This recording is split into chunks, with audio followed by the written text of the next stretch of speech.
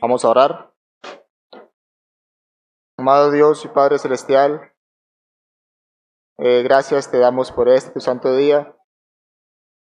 Te pedimos, Señor, que nos instruyas en esa escuela bíblica familiar, en lo que significa que estamos unidos a ti y en las dimensiones de esa unión.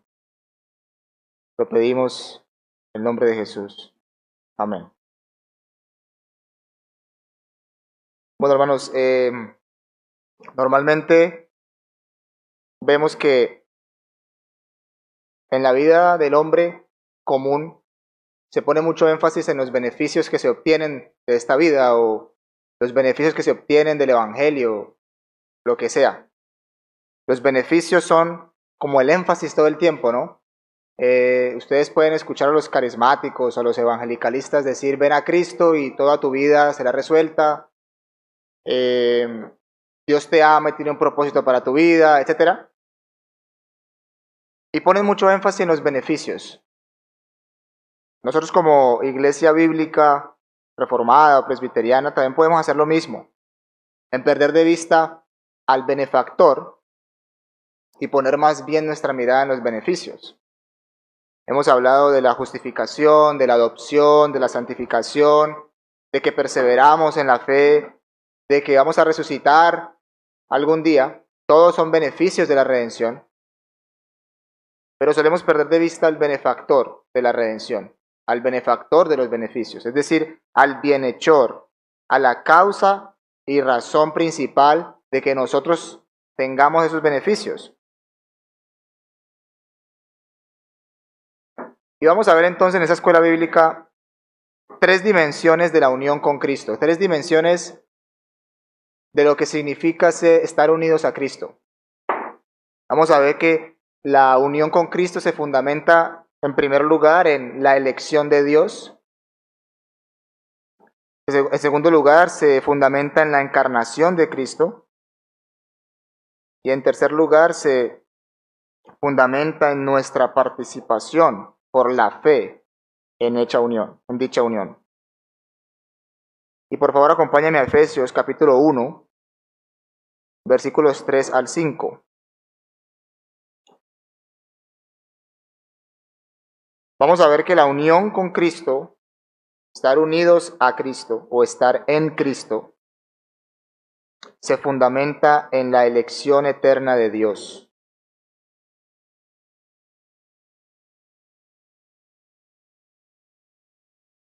Dice así el apóstol Pablo: bendito sea el Dios y Padre de nuestro Señor Jesucristo, que nos bendijo con toda bendición espiritual en los lugares celestiales en Cristo, según nos escogió en Él antes de la fundación del mundo, para que fuésemos santos y sin mancha delante de Él, en amor habiéndonos predestinado para ser adoptados hijos suyos por medio de Jesucristo, según el puro afecto de su voluntad. Es de gran ánimo para la iglesia saber que nuestra unión con Cristo no se fundamenta en nuestra fe. No importa si tu fe es pequeña o si tu fe es grande. Dice el apóstol Pablo que la causa, la razón, el fundamento de que estemos unidos a Cristo es que el Padre, como dice el apóstol Pablo en el versículo 3, el Dios y Padre nos bendijo al escogernos en Cristo. Y esa bendición que recibimos del haber sido escogidos en Cristo no depende de nuestra fe, si es pequeña o grande. Depende de la elección de Dios. Y es un fundamento firme para todos los que en algún momento dudamos de nuestra salvación o de nuestra unión con Cristo. Dice Sinclair Ferguson: Dios nunca piensa en Cristo sin pensar en mí, y nunca pensó en mí sin pensar en Cristo. Esa unión mística que hay entre la iglesia y Cristo, como su cuerpo y Él su cabeza, es de gran consuelo para la iglesia. Es una unión mística que fue incluso hecha antes en la mente de Dios de que tú y yo naciéramos. Antes de que incluso vinieras a la fe, Dios ya se había decidido de salvarte en un momento dado de tu historia, en la historia de tu vida. Entonces, el primer fundamento es que nuestra unión con Cristo se fundamenta en la elección eterna de Dios y no en nuestra fe. La segunda dimensión de nuestra unión es la encarnación de Cristo. Dios, el Hijo, la segunda persona de la Trinidad, se hizo hombre, de carne y hueso. Tomó para sí un cuerpo y un alma racional, igual que tú y yo la tenemos. Y veamos esto con más claridad en la mente del autor de Hebreos, en el capítulo 2, Hebreos capítulo 2.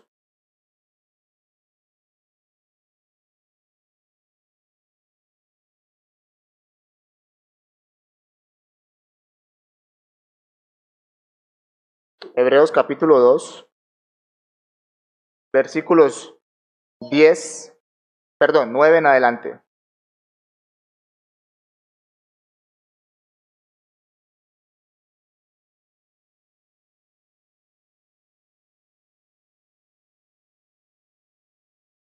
Hebreos 2, 9 dice, pero vemos a aquel que fue hecho un poco menor que los ángeles, a Jesús, coronado de gloria y de honra, a causa del padecimiento de la muerte, para que por la gracia de Dios gustase la muerte por todos, porque convenía a aquel por cuya causa son todas las cosas, y porque en todas las cosas subsisten, que habiendo de llevar muchos hijos a la gloria, perfeccionase por aflicciones al autor de la salvación de ellos. Porque el que santifica y los que son santificados, de uno son todos.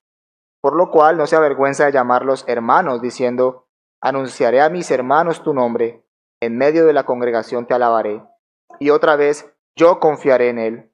Y de nuevo, he aquí yo y los hijos que Dios me dio.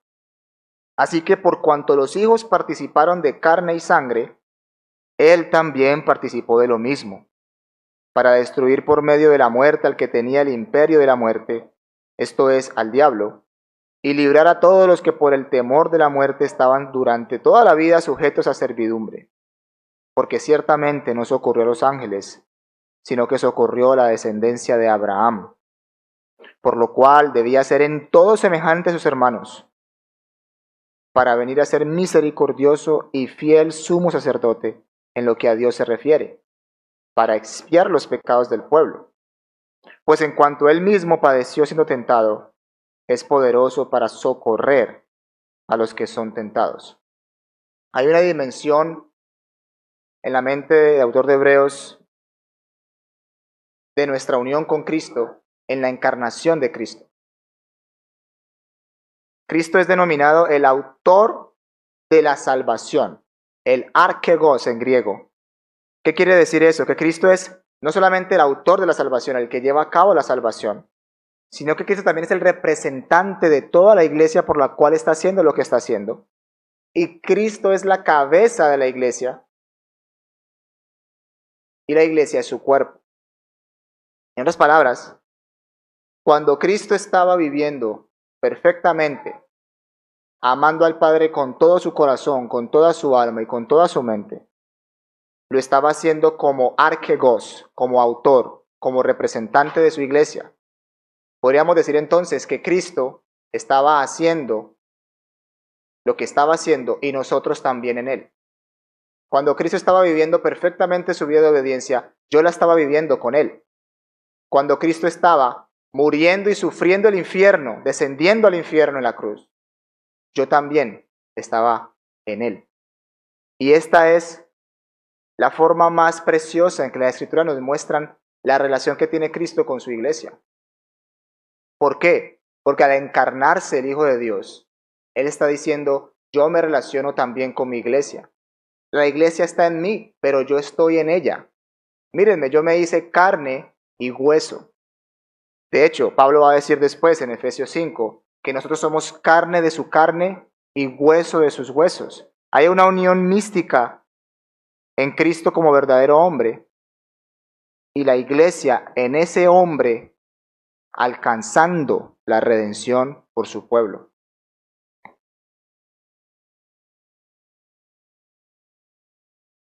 Y es interesante las palabras que usa el autor de Hebreos, ¿no? Él dice que por cuanto los hijos participaron de carne y sangre, él también participó de lo mismo. Y dice, porque ciertamente no socorrió a los ángeles, sino a la descendencia de Abraham. Y dice el 17, por lo cual debía ser en todo semejante a sus hermanos.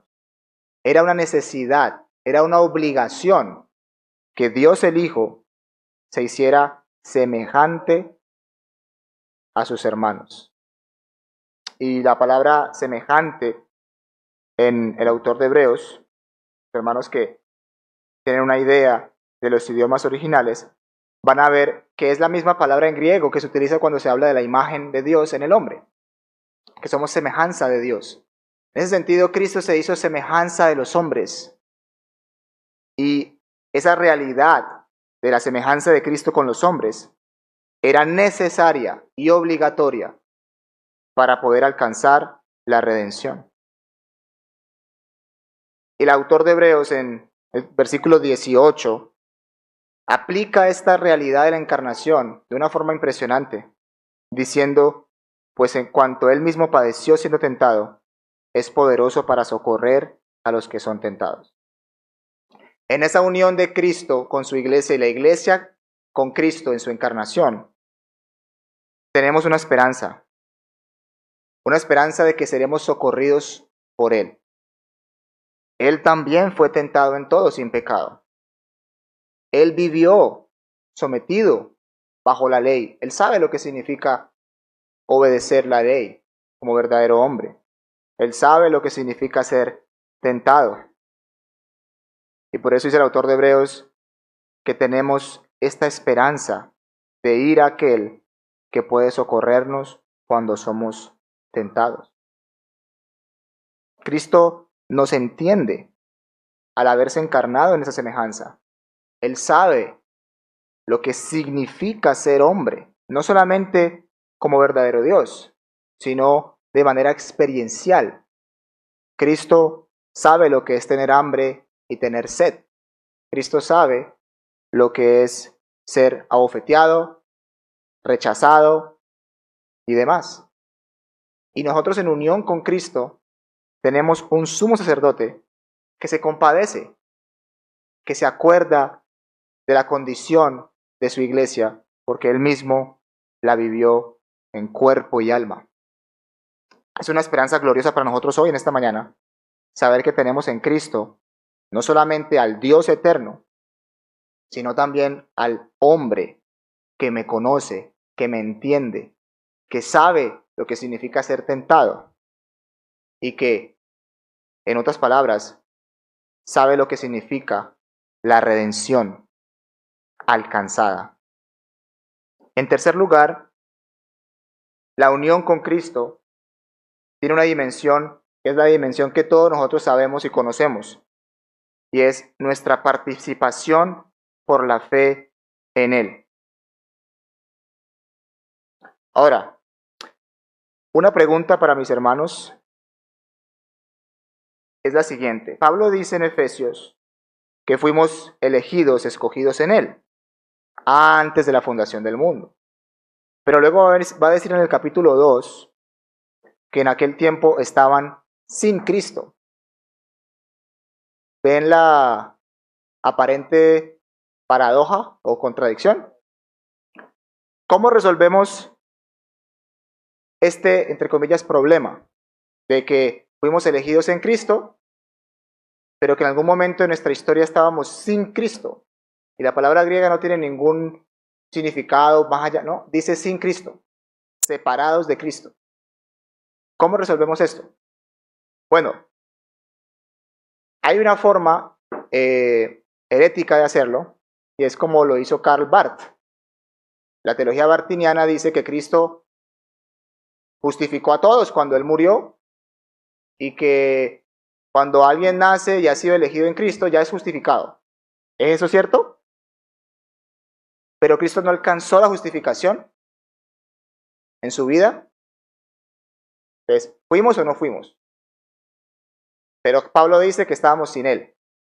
Entonces, ese problema de Barth, si nosotros aceptamos lo que dice Karl Barth, de que cuando Cristo murió y resucitó y alcanzó la redención, ya fue aplicada, estamos perdiendo de vista lo que el apóstol Pablo dice en Efesios capítulo 2, y es que estos gentiles que luego creyeron en Cristo estaban sin Cristo. ¿Cómo se resuelve entonces esto? Dos conceptos muy sencillos: redención alcanzada y redención aplicada. Cristo, en su encarnación, en su vida de hombre, en su vida de obediencia, en su estado de humillación, en su estado de exaltación, estaba llevando a cabo o alcanzando la redención. ¿Sí? Cristo estaba viviendo perfectamente delante del Padre y estaba muriendo y sufriendo el infierno. ¿Estamos bien? Cuando Él muere y resucita, dice Pablo que esa es nuestra justificación. Él asciende en su estado de exaltación y se sienta a la diestra de Dios Padre, donde allí intercede continuamente por su pueblo. Pero entonces, ¿cómo yo puedo, cómo esa redención alcanzada por Cristo puede ser realizada en mí si yo vivía sin Él? Yo vivía una vida de pecado y de miseria.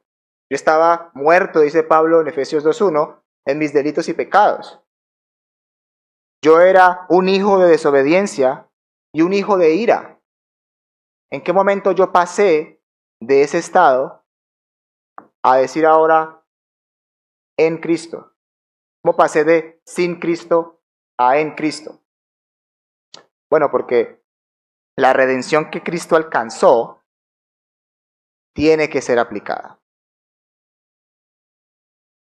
Dios, esto es lo que se denomina el pacto de redención. La redención es intratrinitaria. La redención no solamente le pertenece al Hijo. ¿Quién es el que nos escogió en el Hijo? Según el apóstol Pablo, el Padre. ¿Y quién es el que nos aplica la redención que alcanzó el Hijo? El Espíritu Santo. El Padre, el Hijo y el Espíritu Santo. Las tres personas de la Trinidad, obrando unánimes para alcanzar la redención del pueblo de Dios. El Padre escogiendo a todos los que iban a creer en su Hijo, los que Él les iba a dar la fe para creer en su Hijo, los une a su Hijo. El Hijo viene y alcanza la redención por su pueblo, y el Espíritu Santo la aplica en un momento determinado en la vida de todos ustedes. Puede ser en los niños muy jóvenes, en los adultos y ancianos. En un momento de tu historia, el Espíritu Santo te aplica esa redención que Cristo alcanzó. Pero puede surgir una pregunta en ustedes. Entonces, ¿cómo fueron salvos en el Antiguo Testamento? Si Cristo aún no había alcanzado la redención por ellos. ¿Y cuál es la respuesta? ¿Puede Dios aplicar la redención si aún no ha sido alcanzada? Vamos por la primera respuesta, no. Dios no la puede aplicar si lo que va a ocurrir, lo que se va a alcanzar, es incierto. Dios tiene que esperar y ver si sí pasa o no pasa para poderla aplicar. En ese sentido, pues no la puede aplicar. En el Antiguo Testamento nadie puede haber sido salvo. ¿Pero esta es la realidad? No. Sabemos que era ciertísimo que el Hijo de Dios iba a alcanzar la redención a como diera lugar. Por eso el Padre puede fácilmente aplicar esa redención, incluso antes de que la alcance. ¿Basado en qué? Basado en su inmutabilidad, en su carácter fiel, que cumplirá lo que determinó que iba a cumplir. Entonces, cuando pensamos cómo eran salvos en el Antiguo Testamento, de la misma forma que somos salvos hoy, la redención siendo aplicada a ellos, ¿por medio de qué? Del Espíritu Santo. ¿Por qué? Por la fe. Es la fe la que nos une experiencialmente al Cristo Redentor. Por eso, nuestra confesión de fe de Westminster, el Catecismo Mayor, dice lo siguiente: ¿qué clase de unión tienen los elegidos con Cristo? Dicen que esta unión que tienen los elegidos con Cristo es la obra de la gracia de Dios, mediante la cual están espiritual y místicamente, pero real e inseparablemente, unidos a Cristo como su cabeza y esposo, la cual es realizada mediante su llamamiento eficaz. Y si hemos estudiado las doctrinas de la gracia, sabemos que ese llamamiento eficaz, ¿quién es el que atrae al Hijo a su pueblo?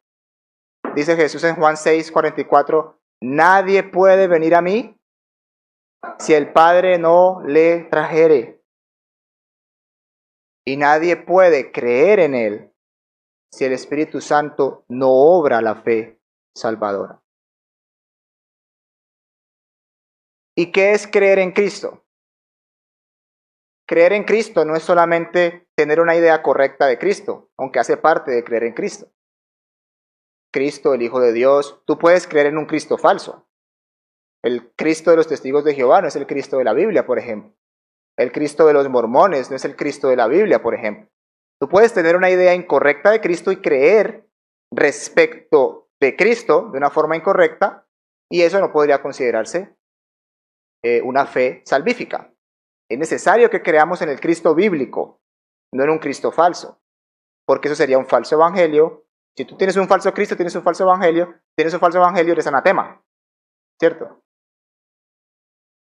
Pero el apóstol Juan no ve el creer en Cristo solamente como creer algo correcto respecto a Cristo, sino que el apóstol Juan utiliza 35 veces creer en Cristo, en griego pisteuo is Christos, que si lo traducimos al español sería creer dentro de Cristo, o creer hacia Cristo, o creer en Cristo.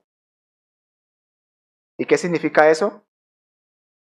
Que no solamente creer en Cristo o is Christos significa aceptar algo sobre Cristo. Es venir hacia Cristo. Es entrar en relación con Cristo. La fe salvífica es una relación con la segunda persona de la Trinidad, con el Padre y con el Espíritu Santo.